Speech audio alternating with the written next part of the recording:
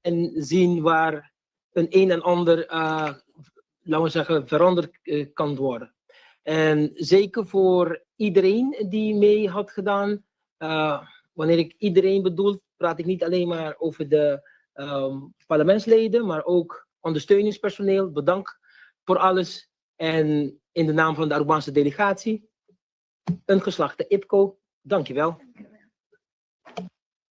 Hartelijk dank. Dan geef ik nu het woord aan de heer Brandweel, statenvoorzitter van Curaçao, voor uw statement. Dankjewel.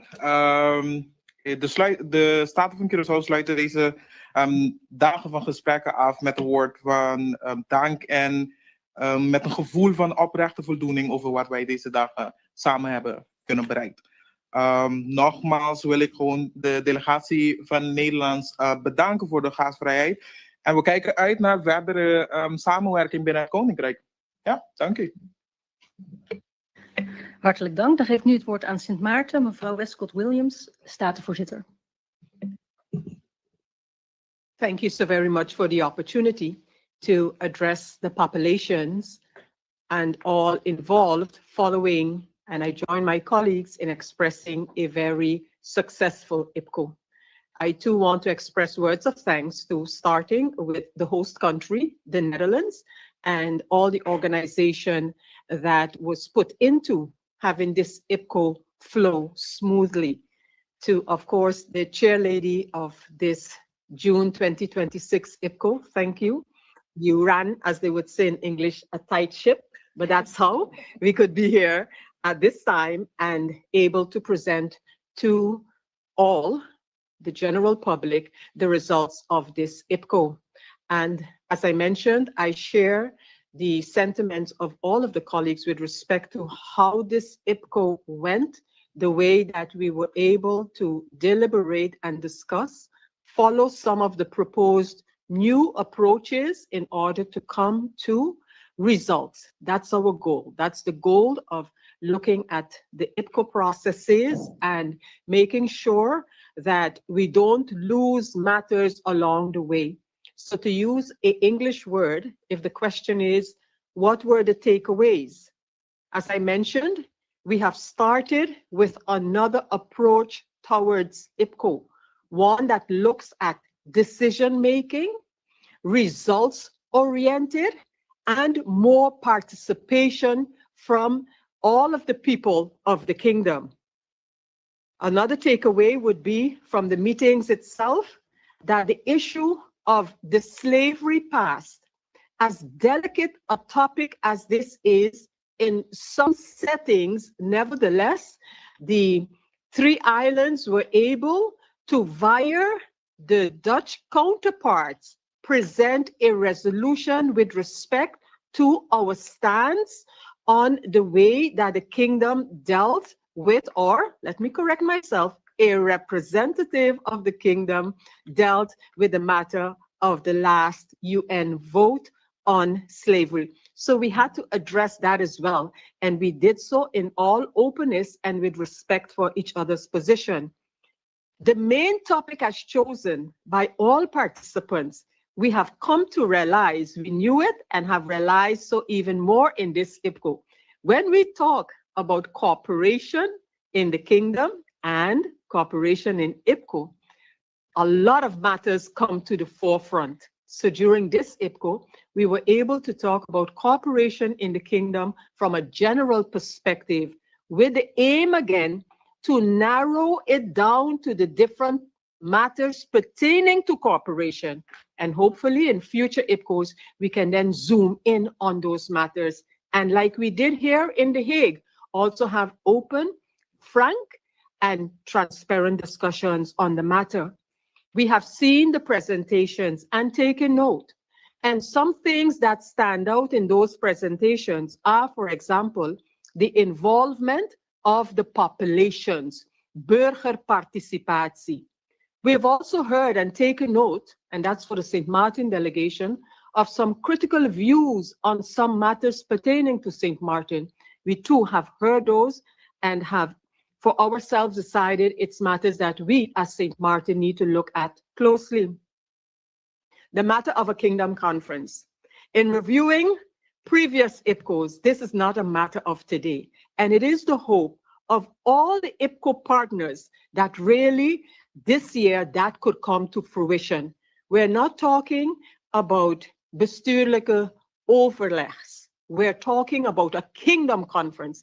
And in the constitutional makeup of the kingdom, a kingdom conference has a very specific meaning.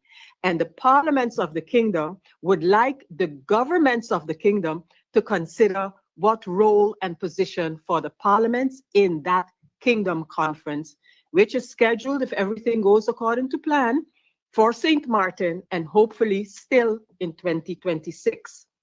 A matter in the presentations of the democratic deficit.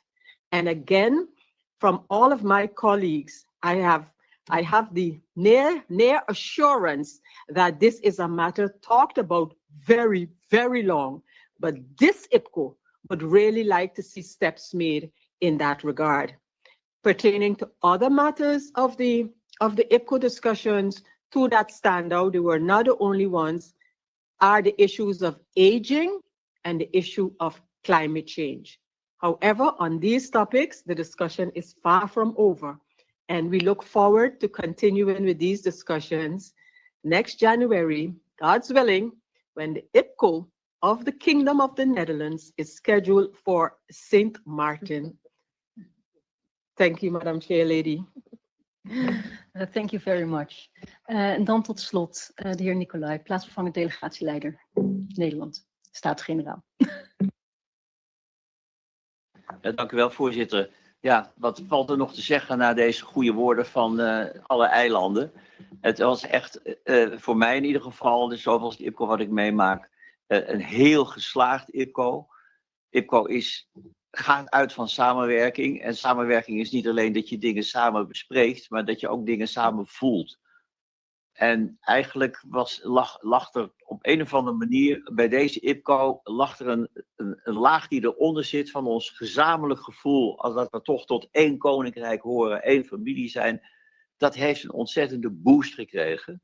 En dat is denk ik een hele goede start voor de volgende IPCO's. Dat is één. En het tweede is dat dit IPCO, doordat mevrouw Westcott zojuist aan het woord een kader had geschapen van hoe moeten we nou eigenlijk dat IPCO gaan vormgeven en dingen gaan aanpakken. Dan hebben we dit keer voor het eerst als proef hebben we dat toegepast en dat beviel zeer goed. Ook dan denk ik, ja, dat is een tweede boost die ertoe kan gaan werken dat we bij wijze van spreken, ik zeg het maar even, een soort informeel koninkrijksparlement worden. Maar echt 4 landen gezamenlijk met elkaar aan de orde zijn. Eén moment. Mensen online, wilt u alsjeblieft uw microfoon uitzetten?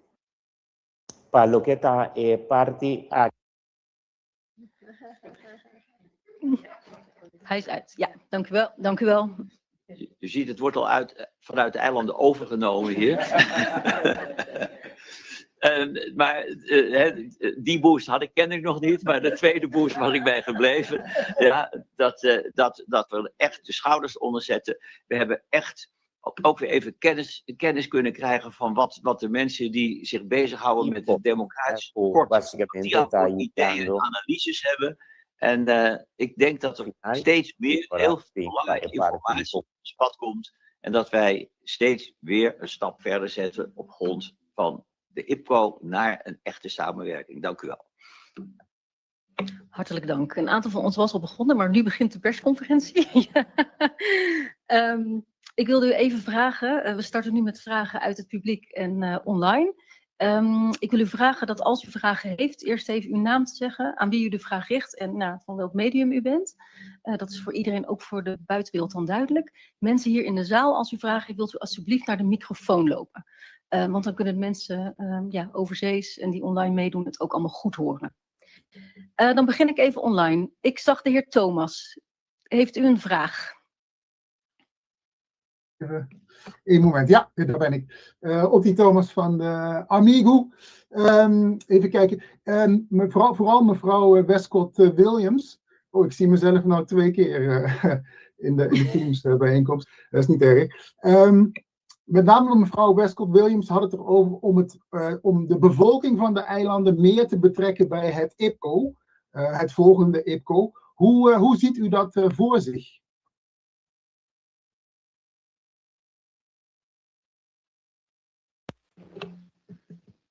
Dank je, Otti, voor de vraag. Ja, inderdaad. En we zijn er eigenlijk mee begonnen. Want als we kijken naar de presentatie die werd gehouden door de Burgerraad voor de Klimaat, dat is een soort betrokkenheid. Hè? En we hebben gehoord hoe het ook in de overige delen van het Koninkrijk kan worden geregeld.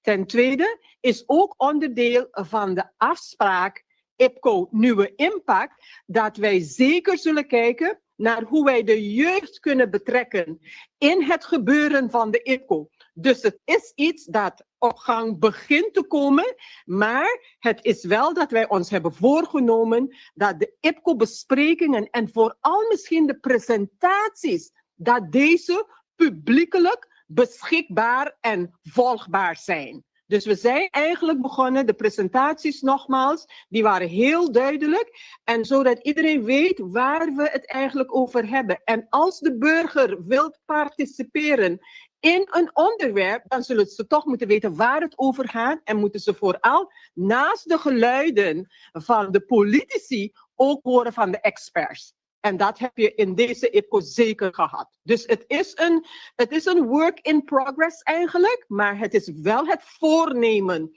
dat dat steeds blijft gebeuren en zich ook verder uitbreidt. Dank je. Heb ik een hele korte vervolgvraag, want u noemde inderdaad het Burgerberaad Klimaat. Is dat een vorm van burgerparticipatie specifiek over het klimaat die ook op de eilanden zal worden georganiseerd? Ik ben zeker dat de andere delegatieleden ook een woordje hebben in te brengen. Maar hoe het hier is georganiseerd, is toch wel, het is gewoon fantastisch. En wij zouden, kijkende naar de betrokkenheid van de burgers, moeten kijken hoe wij dat op de schaal van de landen zelf teweeg kunnen brengen. Dus dat soort participatie. Maar hoe zij het hier in Nederland hebben gedaan, en dan denk ik, dan moet het toch wel ook heel, ik wil niet zeggen makkelijker, maar het moet toch wel te doen zijn op de landen om die inspraak te krijgen op zulke belangrijke onderwerpen zoals het klimaat en klimaatsverandering. Ja, hartelijk dank. Ik kijk nog heel even naar het scherm. Ik zie de People's Tribune. Heeft u een vraag? Yes, good morning. Michael Granger from the People's Tribune. A question for MP Westcott Williams. MP, good morning on our side. You mentioned some specific critical issues regarding St. Martin that your colleagues mentioned or came up in the discussion. Can you go into detail about what one or two or some of those issues are? Yes, thank you, Mike. Thank you for that question. And I want to, I could specifically refer to the statements made by the presentations that were given, amongst others, by our own Mrs. Maria van der Sluis-Plans, you know, regarding St. Martin and how we got to where we are since 10-10-10, what the structures that we needed to take over, that in too many cases, we have taken over structures that apply in other places of the kingdom, including the Netherlands. And in retrospect, we should, and I totally agree with that comment, we should review our organization and our structure, not to make it no kind of a panic statement. This is not something that we can jump up and say by the 1st of January 2027, we are going to totally revamp our governance system. But I do believe it is something that we should talk about again. And I want to stress my reference to the involvement of the public. The public needs to understand and get a comprehension of what we're talking about so that they too can participate in this discussion about the governance model of St. Martin going forward. So those kind of, when I say those kind of reviews, I'm talking about, amongst others, that statement. Reviews such as when we look at the issues surrounding climate change, And we know for ourselves that we are already experiencing effects of climate change on St. Martin. It is also something that we need to put in our mind, that we can't put it off and we can't continue to kick the can down the road where that matter is concerned. So those kind of critical elements is what I was referring to amongst others. Thank you, Mike. Thank you, MP. Dank u wel. Ik zie in de online meeting ook GC zitten. GC, heeft u een vraag aan de staatsvoorzitters?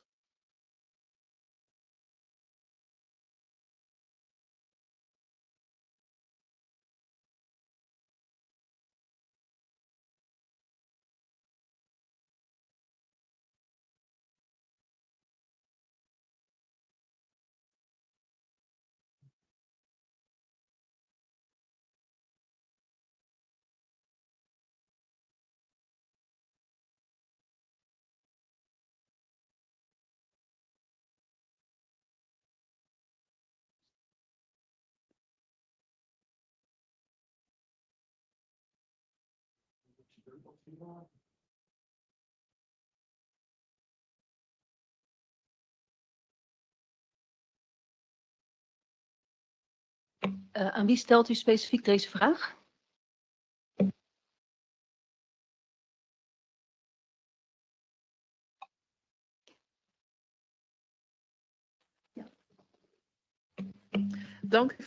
Dank u voor uw vraag. En ik zal als voorzitter in ieder geval één opmerking maken. Dit is de eerste keer dat ik het IPCO voorzit. En ik kan u wel vertellen dat ik deze IPCO 2 afspraken heb mogen aftikken.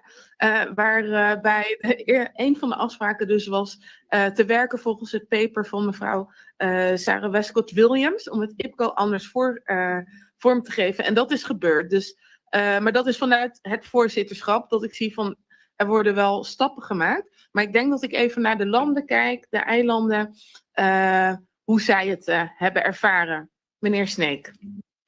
Dankjewel. Om 2 concrete punten te noemen. U heeft het net gezegd Koninkrijksconferentie. Dit jaar nog zal de Koninkrijksconferentie in Sint Maarten plaatsvinden. Geschillenregeling. Nu is het echt bij de laatste ronde bij de juridische zaken van Curaçao. Dus als het goed is, moet dat in september dit jaar nog ingeleverd worden. Dus dat zijn 2 concrete punten die op onze lijst waren en die we toch werk van gemaakt hebben. Is daarmee uw vraag afdoende beantwoord? Dank u wel. Pardon. Ik zag nog dat het extra online is. Is daar nog een vraag aan die kant? Ik geloof het niet. Nee. Ik wil nog even verzoeken echt aan de mensen die online zijn om hun microfoon uit te zetten. Want we horen wat omgevingsgeluid soms. Dat leidt wat af. Dan wil ik nu graag het woord geven aan de zaal. Zijn er in de zaal vragen aan de staatsvoorzitters? Delegatieleider.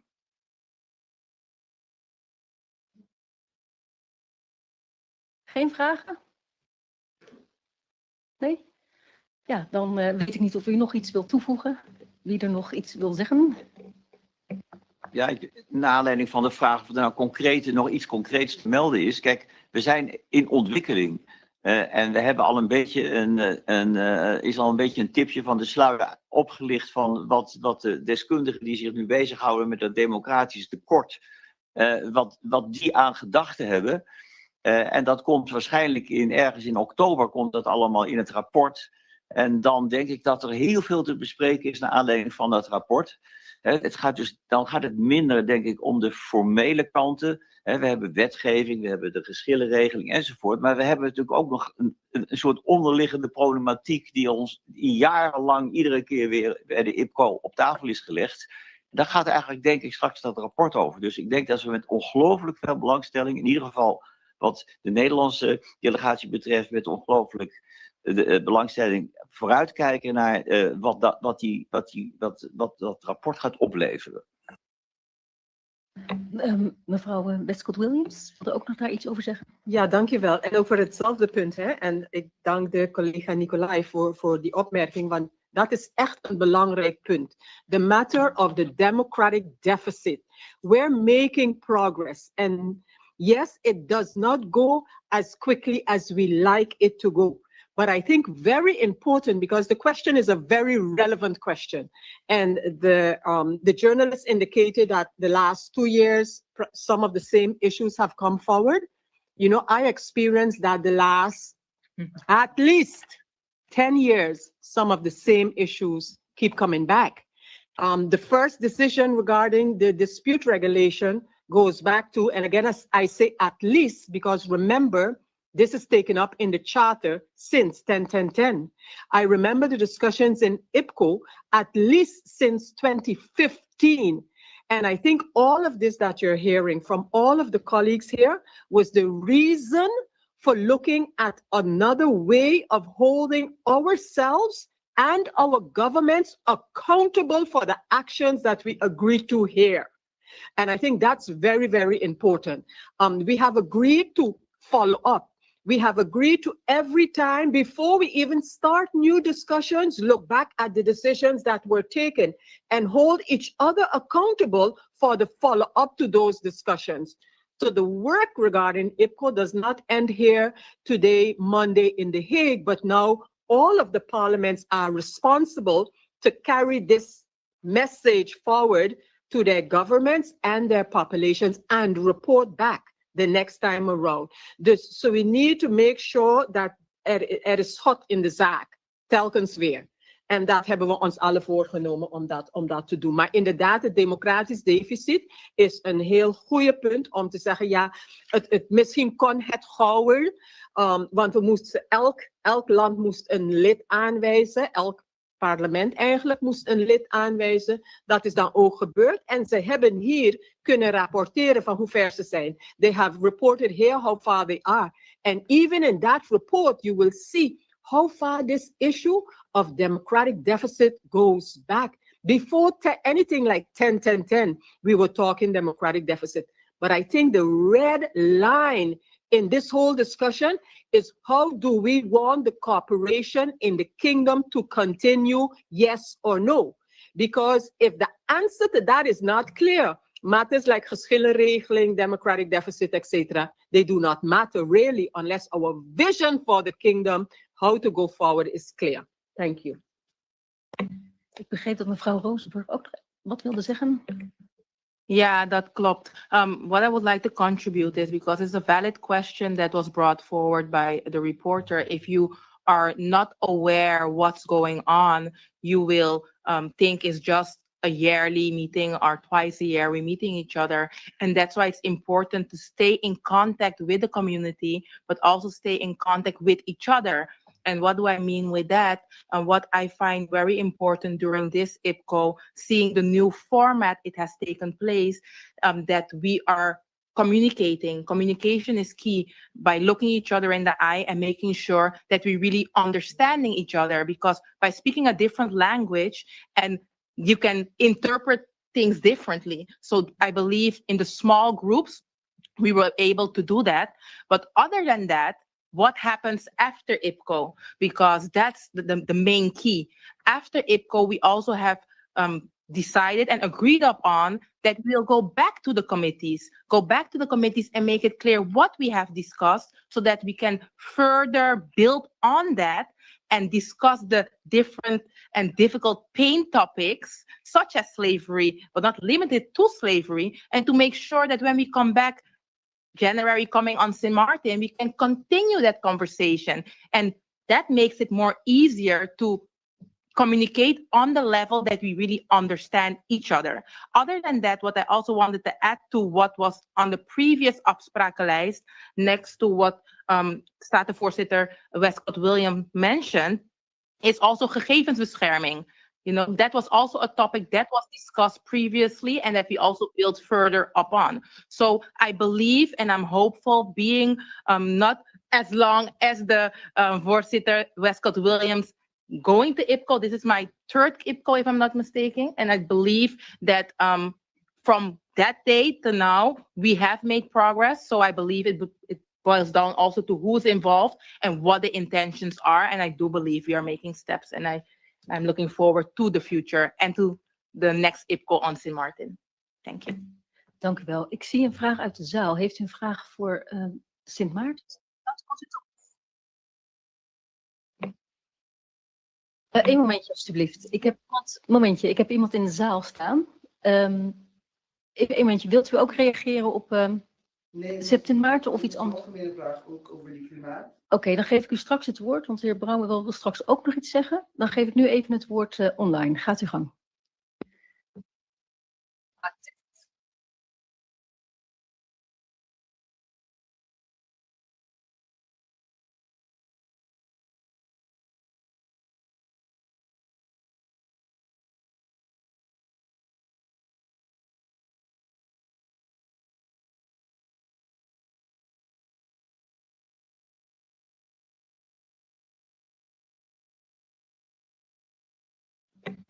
Hartelijk dank. Dan geef ik nu het woord aan de heer Brownbill. Thank you, Chair Lady. I see present a possible translation. So I will be doing my statement in Papiamento, and I will take note. Let me know if I'm going too fast. Yeah? Okay. So, mita secunda sigur colega tanto colega Westcott Williams e la base também colega Nicolai pa nang contesta riba bo pergunta sigur senhor Kratz. Mita que é importante to tem algum conversação algum rato passamos indicar essa aqui também. Que seguro colega Westcott Williams apresentou de uma maneira que quizás não para me por volver reafirmar ou agregar acerca, permite que é importante se participação de nossa comunidade tanto em parte de bolsa também como meio de comunicação tem totalidade aqui. Comunidade mira hopi biar nossa esse tipo de viagem aqui como simplesmente momento de prazer, então descartar momento de real cooperação que tem que queira estabelecer no momento que seja nossa viagem tem metade de ano na Holanda ou ora que nós acessa aqui na dia outro país na tem parte de Reino de Caribe. Mas é muito importante para que tu toque for de na momento que nós integrado em lista de palabração. E momento para follow-up riba, a lista de palabração, nossa comissão mira acaba em adelante riba, cumprimento de nossa parte, em todo caso, com palabração que nós mesmos a logra chegar na che. Colega nasi mencionou de algum coisa, mas é importante para recapitular que a maioria da lista que nós acordar riba che, seguro em último época, tá aspecto não que nós no momento aqui em todo caso duna conteúdo na je se nós temos papirato de proteção de data de persona não para que tu claro não tu bisa que todo país a entregar na respectivo documentação na riba com a situação tá no momento aqui para o que trata ordenança nacional para a proteção ora que nosso papel riba com EPCO como plataforma mesmo conseguir desenvolver e na nossa visa também, por uma nota também que o colega Westcott Williams a entregar su conceito novo para EPCO com nós por seguir move forward, então como plataforma também parlamentário desenvolver. Mas leu também ora com nosso papel de déficit democrático, então não obstante com largo tema aqui tá, quanto investigação durante anos não estava tem, o por mira e não somente nós, mas também comunidade por aí bisa riba, tudo trabalho com no momento aqui tá base com para o grupo de expertos aqui.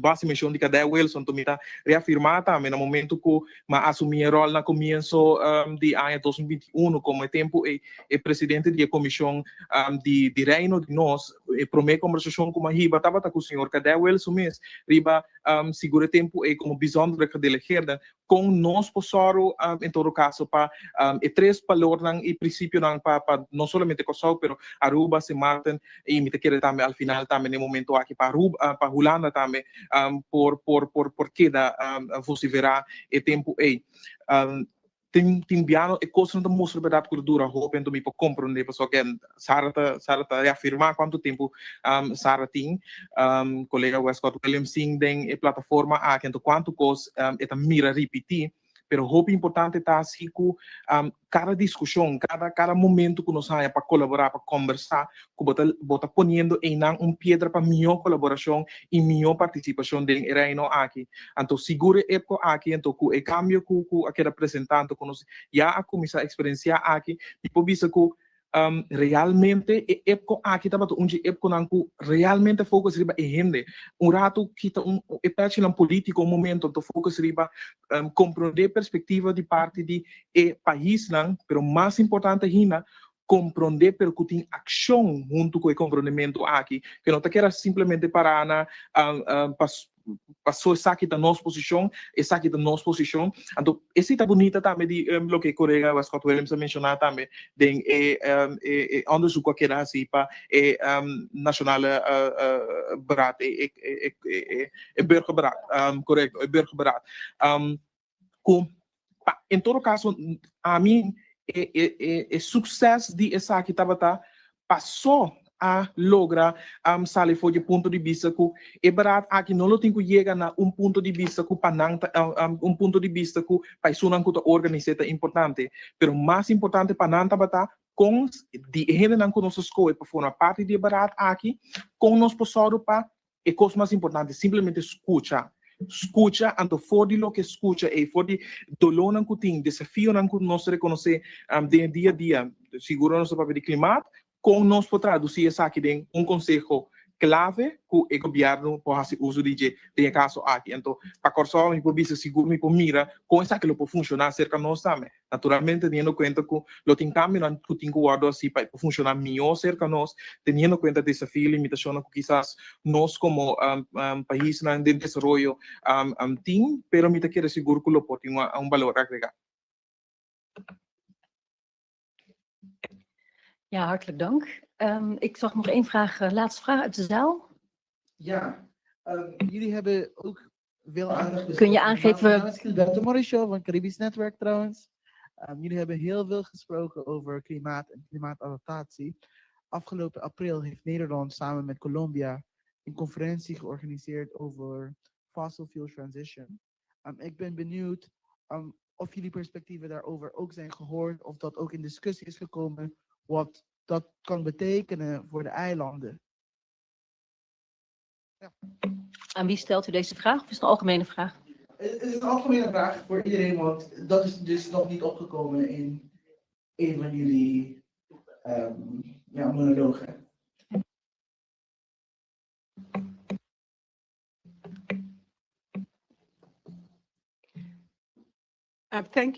Thank you for the question.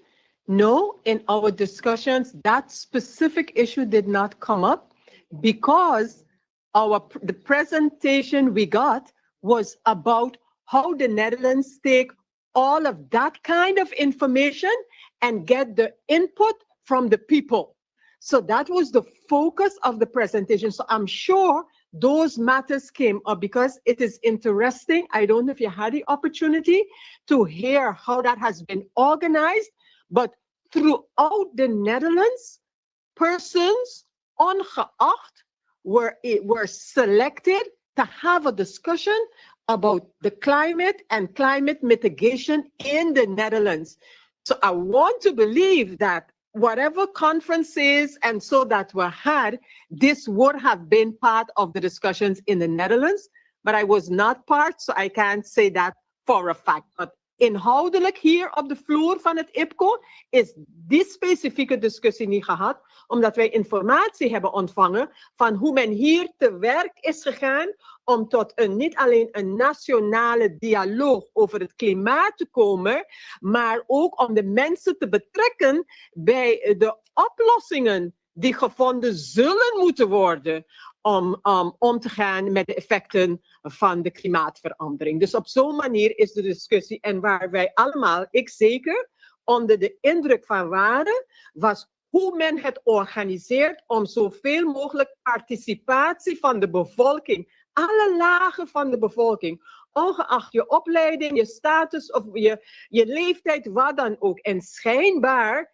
hebben die discussies geleid tot een rapport. en die dan aangeboden zal worden. En het belangrijke van dat rapport en de gesprekken die hebben plaatsgevonden, is dat het kabinet zich heeft voorgenomen welke van de aanbevelingen uit de bevolking, welke zullen worden overgenomen, welke niet kunnen worden overgenomen en waarom. Dus zo is die discussie een beetje gegaan. Misschien een kleine follow-up, want jullie hadden het ook over koninkrijksparticipatie en dat alle landen ook betrokken moeten worden in besluitvorming, zeker wat betreft slavernijverleden. Maar die conferentie was ook een internationale conferentie die ook gewoon in onze regio plaats had genomen, waar onze stemmen dus zo te zien niet vertegenwoordigd waren. En dat is dan wel problematisch misschien voor het bekijken van een één koninkrijk. En misschien is dat wel een, ik zou niet zeggen zorgwekkend, maar misschien is dat wel een vervolgstap. Dat jullie ook meer aandacht besteden aan wat aan bepaalde momenten dat jullie dus niet aanwezig zijn in die gesprekken, zoals in Colombia. Wat ik wel weet is dat er een groep van jonge mensen waren die gingen van Sint Maarten naar Bonaire, naar Curaçao, naar Aruba met bepaalde gegevens en informatie van de lokale mensen en die dat presenteerden bij die conferentie. Maar de stemmen van de eilanden waren dus toen nog niet gehoord. Dus ik ben wel benieuwd of dat een vervolggesprek kan worden bij de volgende IPCO.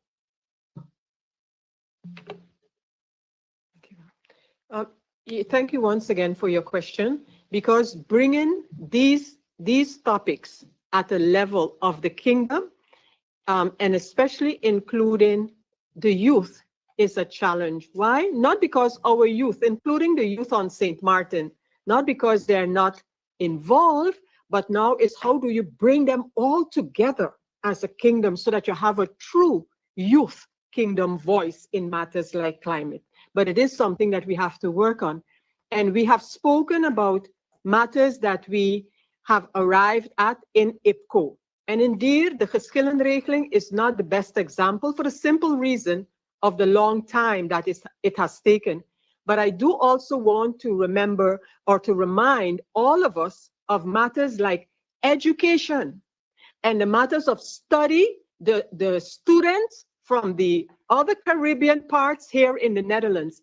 It was because of a consistent pressure coming out of IPCO that matter was looked at on a kingdom level, and some of the issues have been addressed, you know. And again, it's long, and especially if it's IPCO, we only meet twice a year, you know. And so, but when it has been proven, besides the dispute regulation, that if IPCO keeps their finger on the pulse of matters that regard our population, changes can happen, because we have seen it happen. The intention of this IPCO constellation is to stay on top of things stronger, to stay on top of the matters, feedback, climate change, data protection, and slavery past, you know. So we got to stay on it, but it's also a responsibility for all of us back home, because it's only in coming to the IPCO, for example, St. Martin, that we realize how much our own country has done with respect to addressing matters of the slavery past. And we got that overview. But back home in St. Martin, I don't think, again, that we stress it enough, that we got to do things together, the parliament and the government, to have a clear view and a clear vision. Thank you. Thank you. Yes, dank u wel. Ik maak nog even een kleine ronde online. Is er nog één vraag die gesteld wordt om te komen tot een afronding van deze persconferentie? Yes, I have a quick question. The People's Tribune, please. It's a quick question for St. Martin delegation. The discussion on kingdom cooperations based on equality, etc., was an old discussion. It coming out of IPCO, it always sounds positive, but then right after IPCO, you get language from both sides of the Atlantic that make the public feel like this cooperation is a dream, or then the language actually gets very insulting. I was wondering if this issue came up either mostly behind closed doors about exactly how the countries feel about each other, how it makes the population feel about politicians and the countries. And if you understand, if you can frame why the public shouldn't or shouldn't, I guess, pay too much attention to that kind of language, but they can't help it because they feel insulted when you get certain things coming from across the Atlantic and why they don't believe in kingdom cooperation is even possible. So MP Westcott Williams, if you could address that for me, please, I'd really appreciate it in terms of the feeling, because I know that was a topic, how countries feel about each other. Thank you again, Mike, and definitely that question was raised, and it was like, again, a red thread throughout the discussions. And when you started to ask the question, I was kind of pointing to my Dutch colleague, Nicolai, and why I was doing that, because he kind of addressed it in the following fashion. Yes, on all of the islands, you have politicians who have a very strong view on some matter of the other.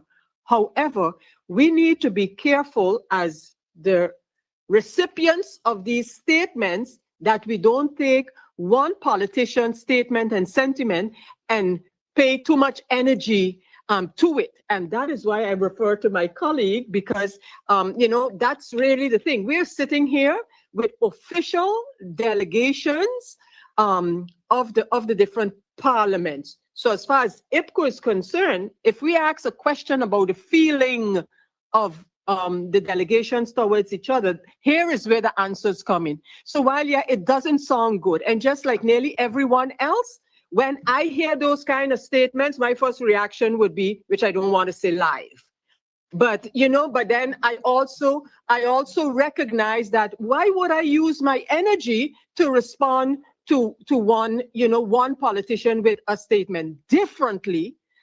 Would be a statement coming from the Kingdom/Dutch government, then yes, I take it for exactly what it's worth. And that's a government's position vis-a-vis the countries. And then is when you have, and you will be getting a reaction. But again, these type of popular statements, we need to pay good attention that we don't get dragged down with them and spend too much energy on them.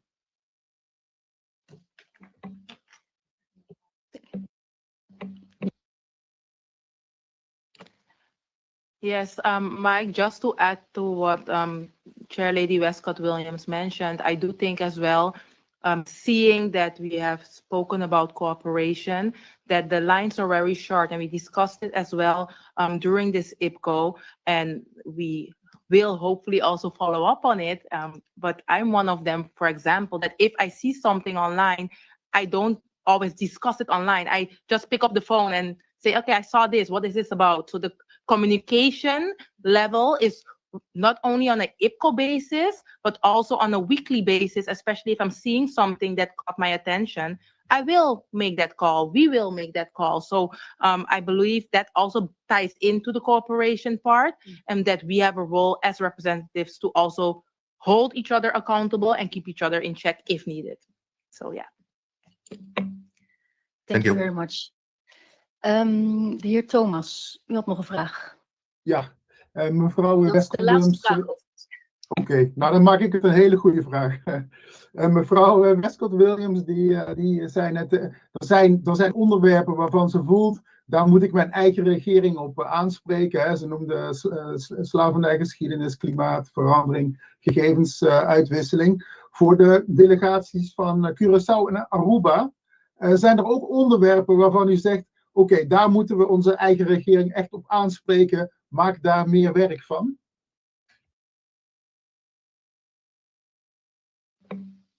Okay, Charlie, let me start. I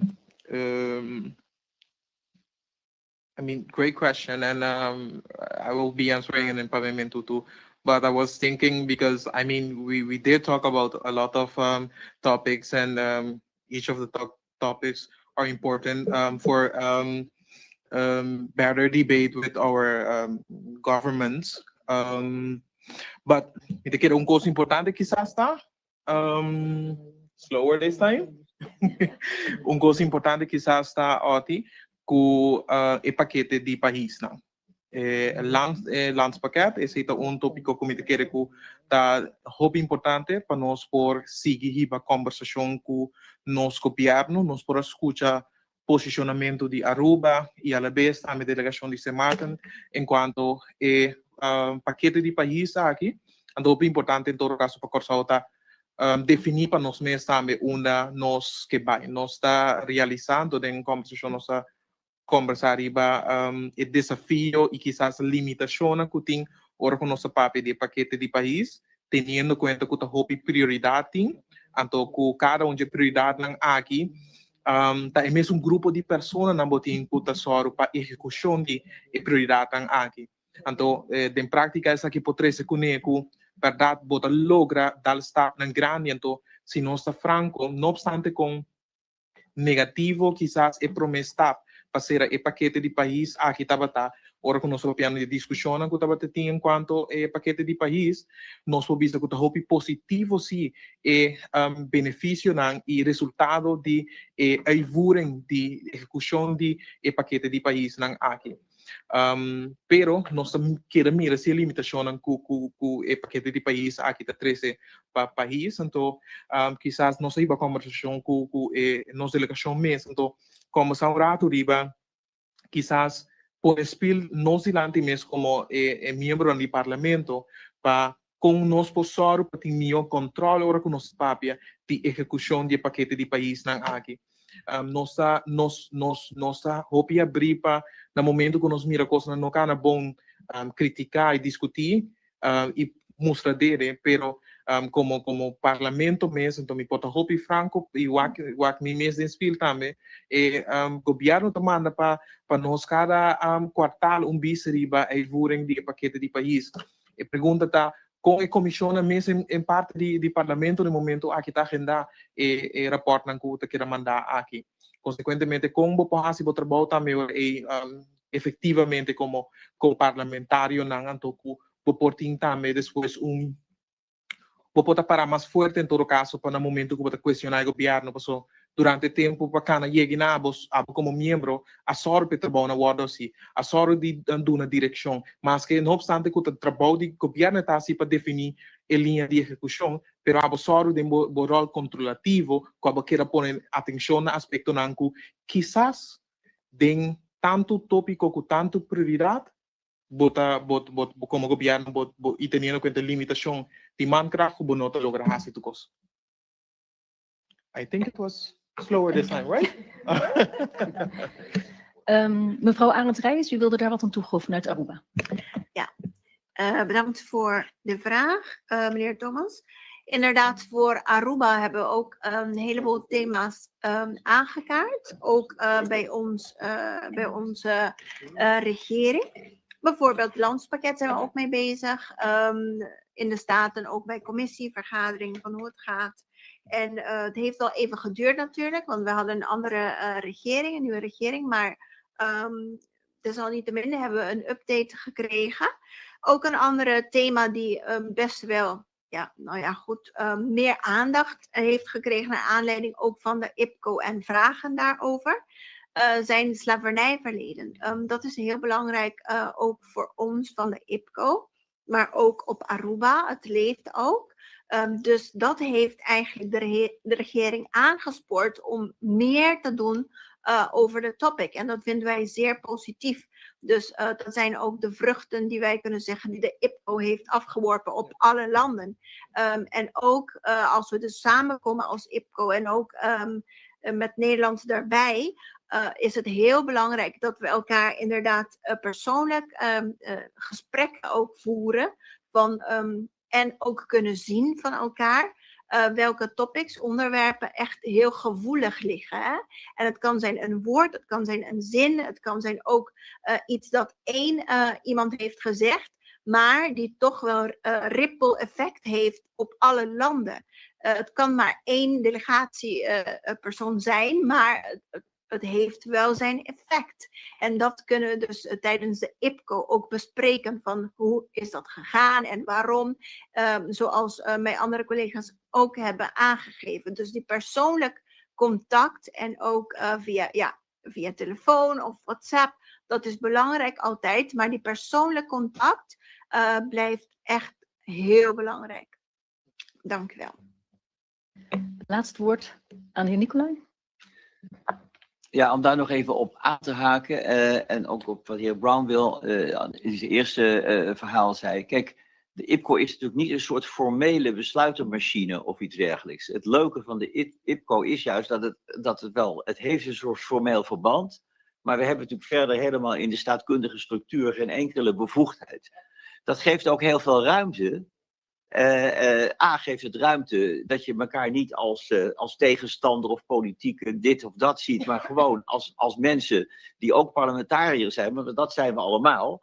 Ja? En dan is het zo belangrijk dat we daar is eigenlijk echt wel een doorbraak, denk ik, dat we gewoon elkaar zoveel beter aan het vertrouwen zijn, dat we ook gewoon wederzijds ook de informatie aan elkaar kunnen geven. En die informatie die wij in Nederland als parlementariërs krijgen van de eilanden, kunnen wij weer gebruiken in het echte formele circuit en vragen stellen aan de staatssecretaris enzovoort. Maar het is informeel. Dat betekent ook dat je eigenlijk het gebruikt om te agenderen. Dat doen we eigenlijk. Het voorstel van mevrouw Westcott is eigenlijk, we moeten thema's, dus we gaan dingen agenderen. Bijvoorbeeld slavernijverleden is geagendeerd. Doordat het geagendeerd wordt, wordt er over gesproken. Doordat parlementariërs erover spreken, gaat de pers erover spreken. En zo gaat het langzaam rollen. En we moeten ook een beetje creatief zijn. En dat vond ik het leuke van die IPCO. Je maakt ook dingen los. Je leert nu iets over dat burgerberaad. En denkt, ik ga naar mijn eiland terug. Ga ik ook misschien... als er eens een wetsontwerp komt, kan je een soort teach-in geven. Daar heb je ook een stukje participatie. Daar heb je helemaal geen wetgeving voor nodig. We hebben ook geen wetgeving nodig dat was uniek, om de staatssecretaris Erik van den Burg uit te nodigen om bij ons te komen. Die zei, het is helemaal informeel. Ik zeg, ja, het is informeel, maar kom maar gewoon en kom maar praten. En praten betekent, als er ook geluisterd wordt, dat is een andere vraag.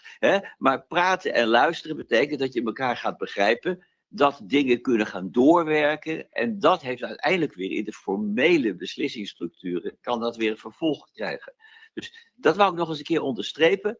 Het grote belang van de IPCO is dat we met elkaar praten, dat we elkaar naar elkaar luisteren, dat we dingen kunnen agenderen. Ja, en in die zin een soort, bij wijze van spreken, een soort machines zijn toch die buiten de formele structuren het een en ander kan bereiken. Dank u wel. Ja, dank u wel. Dan zijn wij nu aan het einde gekomen van deze persconferentie. Ik wil alle statenvoorzitters, delegatieleider plaatsvervangend voor Nederland en alle commissievoorzitters danken. En alle pers in de zaal en online.